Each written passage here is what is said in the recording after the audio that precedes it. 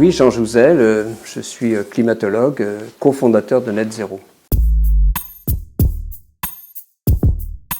130 pays ont d'ores et déjà annoncé une neutralité carbone à l'horizon 2050.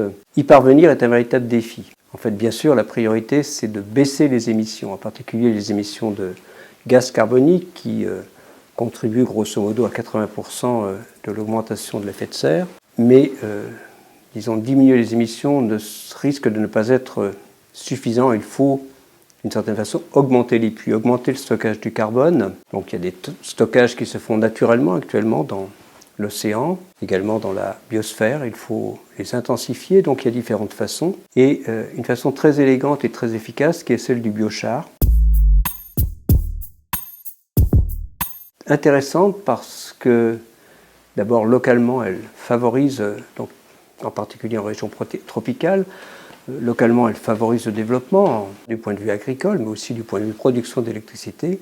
Et puis, il y a ce processus de stockage à long terme du biochar lui-même, qui peut être sur de très longues périodes. Il y a eu beaucoup de discussions sur, disons, son véritable intérêt. Mais depuis quelques années, cet intérêt est complètement reconnu par le GIEC, par exemple.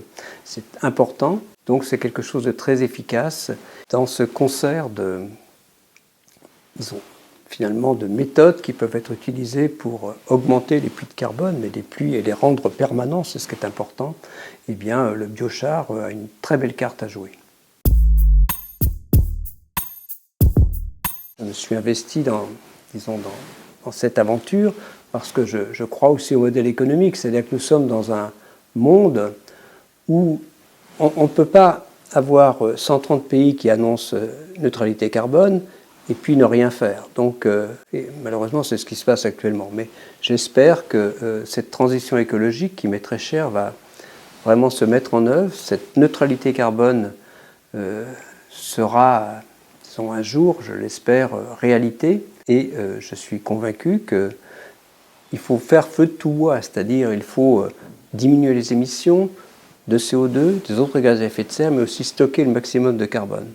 Et c'est cela qui m'a intéressé, donc une démarche d'abord de scientifique, je crois, un intérêt réel pour la méthode, et puis bon, je suis aussi convaincu par les porteurs de Net Zero, voilà.